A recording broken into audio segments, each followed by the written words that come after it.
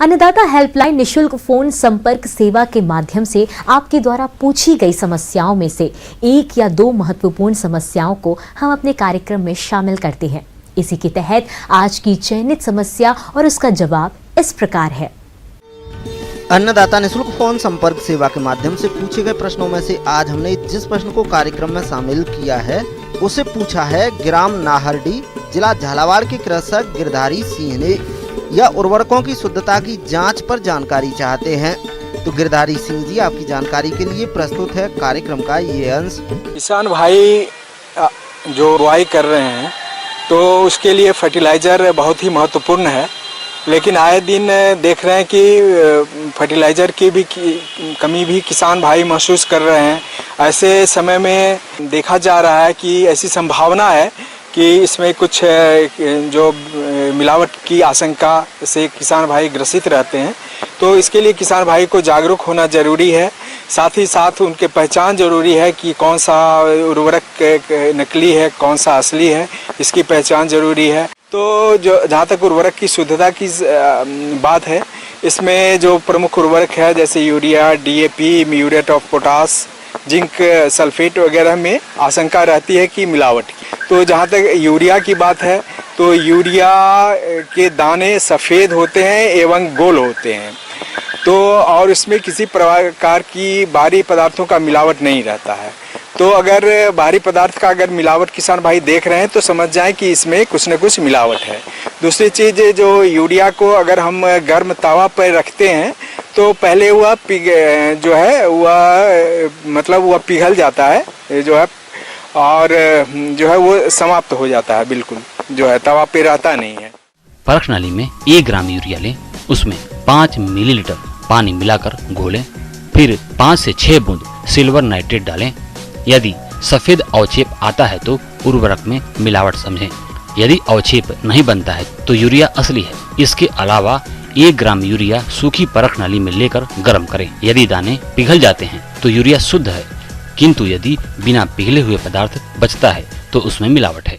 जहाँ तक डीएपी की बात है तो डीएपी के दाने गोल नहीं होते हैं। इसका कलर जो है सफ़ेद मटमैला या भूरा काला कलर का होता है, तो इससे किसान भाई पहचान सकते हैं। दूसरी चीज़, जो डीएपी के दाने होते हैं उसको अगर हम लोग फर्श पे रख करके और जूते से जब रगड़ते हैं तो उसमें करकराहट की आवाज़ आती है। दूसरा पहचान यह है कि जो डीएपी के दाने को अगर हम बुझे हुए चूने के साथ मिलाते हैं या चूने के साथ उसको रगड़ते हैं तो उसमें जो अमोनिया होती है उसकी तीखी गंध जो है महसूस होती है। तो इस प्रकार किसान भाई पहचान सकते हैं कि जो है जो डीएपी को जो इसमें मिलावट है कि नहीं।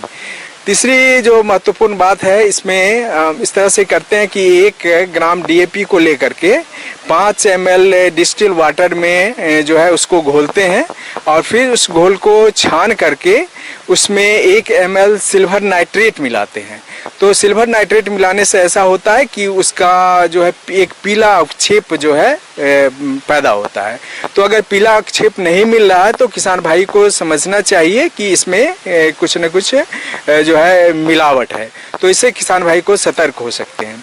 दूसरी चीज़ यह है कि जहाँ तक म्यूरेट ऑफ पोटास का है तो म्यूरेट ऑफ पोटास का जो कलर होता है वह पक्की ईंट का जो चूर्ण होता है उसके जैसा होता है।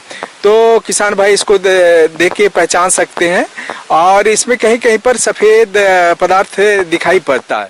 म्यूरेट ऑफ पोटास 1 ग्राम परख नाली में लेकर 10 मिलीलीटर पानी डालकर अच्छी तरह से हिलाएं। अधिकांश उर्वरक घुल जाता है, कुछ अवलनशील कण पानी में ऊपर तैरने लगते हैं। यह असली और शुद्ध उर्वरक की पहचान है, किंतु यदि बहुत सा अवलनशील पदार्थ तलहटी में जमा हो जाए तो उसे मिलावटी समझना चाहिए। जहाँ तक जिंक सल्फेट का बात है वो 21% और 33% में आता है, तो इसके में भी संभावना रहती है मिलावट को। तो इसको देखते हुए हम क्या करते हैं, इसके पहचान के लिए जो इसमें हम 1 चम्मच ये लेते हैं जिंक सल्फेट और 1 चम्मच डीएपी लेते हैं। दोनों को 50 ml पानी में अलग अलग जो है ग्लास में देके उसको घुलाते हैं और घोल कर तो फिर आपस में मिला देते हैं, तो देखते हैं कि वह सारा का सारा लगभग घुल जाता है। तो उसके लिए हम लोग क्या करते हैं कि 2 चम्मच जो है इसका जिंक सल्फेट का जो मिक्सचर होता है उसका लेते हैं, और उसमें उसको फिर 2 चम्मच ये ले लेते हैं जो बेकिंग सोडा होता है, खाबर सोडा। तो दोनों को मिला करके और फिर जो है अगर उसका जब मिलाते हैं तो उसमें एक जो दूध होता है उसका जो झाग निकलता है उस टाइप का उसको घोल निकालने से झाग पैदा हो जाता है।